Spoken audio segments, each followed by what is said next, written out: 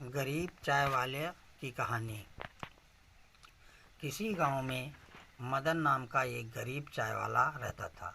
उसके घर में उसकी पत्नी सीमा और उसकी बेटी रेणु थी। रमन गांव में ही चाय बेचता था। इसी से उसका तथा परिवार का खर्च बड़ी मुश्किल से चल पाता था। शाम को मदन जब घर लौटता तो रास्ते में एक नदी बहती थी जिसमें रंग बिरंगी मछलियाँ रहती थी। उन मछलियों को वह आटे की गोलियाँ खिलाकर करता था। ऐसा करने से उसके मन को बड़ी शांति मिलती थी और मछलियाँ भी उससे खुश रहती थी।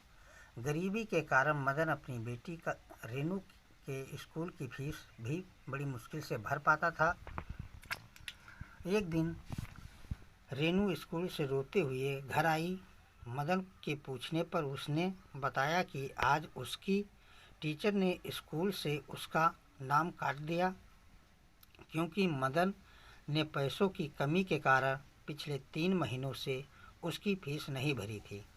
अगले दिन मदन चाय बेचने नहीं आ गया बल्कि उदास मन से नदी किनारे जाकर बैठ गया और वहीं बैठकर मछलियों को दाना डालने लगा। जब वह वापस जाने लगा तो उस नदी से एक सुनहरी जलपरी निकली और मदन से बोली कि क्या बात है मदन, आज तुम उदास लग रहे हो। मदन उस जलपरी से हैरान होकर उसने पूछा कि आप कौन हो और मेरा नाम कैसे जानती हो। जलपरी ने कहा, मैं एक जलपरी हूँ और मुझमें कुछ जादुई शक्तियाँ हैं जिससे मैंने तुम्हारा नाम जान लिया। तुम्हारी मछलियों को दाना खिलाने की आदत से मैं प्रसन्न हूँ। अगर तुम्हें कोई कष्ट है तो मुझे बताओ, मैं तुम्हारी सहायता अवश्य करूँगी। मदन ने सारी बात उस जलपरी को बता दी। जलपरी ने कहा, मदन, कल तुम सूरज निकलने से पहले यहाँ आना।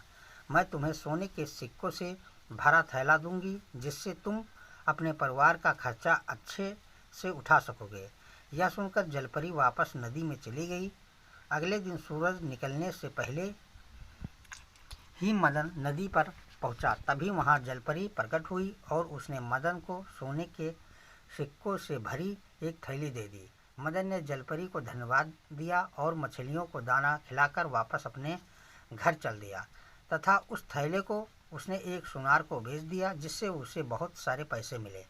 सबसे पहले मदन ने अपनी बेटी के स्कूल की फीस भरी जिससे कि वह वापस अपनी पढ़ाई शुरू कर सके। कुछ महीनों के बाद मदन ने उन पैसों की मदद से एक छोटा सा होटल शुरू कर दिया। उस होटल से उसकी आर्थिक स्थिति अच्छी होने लगी तथा उसने एक पक्का मकान भी बनवा लिया। मदन ने सोचा कि अब उसके पास अच्छा खासा धन हो गया।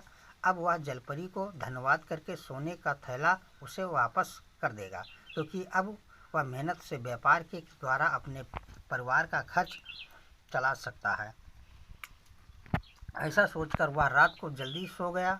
उसी गांव में रमेश और सुरेश नाम के 2 व्यक्ति रहते थे। वह मदन की सफलता से ईर्ष्या रखने लगे कि वह इतनी जल्दी कैसे धनी व्यक्ति बन गया। किसी तरह उन्हें सोने के सिक्के वाली बात पता चल गई। अब तो रमेश और सुरेश ने एक योजना बनाई कि कल जब वह नदी के पास जाएगा तो हम उसको सोने के सिक्कों की थैली छीन लेंगे। योजना के अनुसार दोनों ने मदन का पीछा किया और नदी के पास ही एक झाड़ी के पीछे छिप गए। मदन ने जलपरी को थैला वापस करते हुए कहा कि जलपरी, तुमने मेरी बहुत मदद की है और तुम्हारे कारण मैं अब एक धनी आदमी बन गया हूँ।